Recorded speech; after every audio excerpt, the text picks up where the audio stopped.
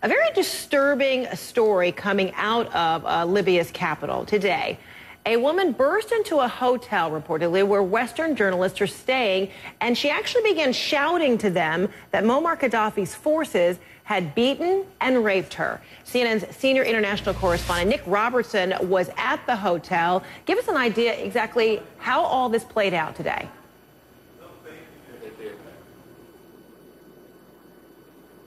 Well, Frederica, this is the only hotel in Tripoli that is full of international journalists, and this woman had come here to tell her story. She's told us she was picked up at a government checkpoint, held for 2 days, her wrists and ankles bound. She was beaten, she said. She was repeatedly raped by government forces, by people from the government armed militia on the streets here, repeatedly raped, and she'd come to tell her story.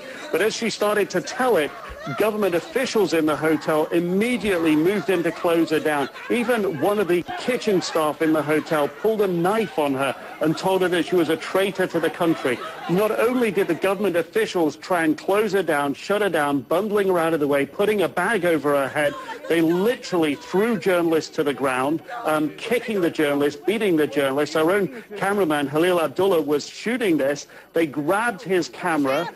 They forced it out of his hands. They took the camera at the other side of the room and systematically smashed it in the corner of the room, taking away the video that he'd recorded from the camera, and then continued to beat other journalists. And eventually they took this woman, kicking and screaming, out of the hotel, bundling her in a car. Journalists could do nothing to stop it. She was asked where she was going. She said she didn't know, and as officials were saying she's being taken to hospital, she said, "They're taking me to prison, taking me to prison."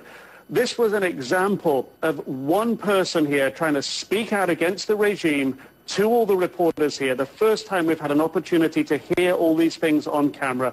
Government officials brutally shutting her down and bundling her into a car, taking her off. We know not where. We know not what is happening to her right now. We've demanded to government officials that they assure us and prove to us that she is safe and secure.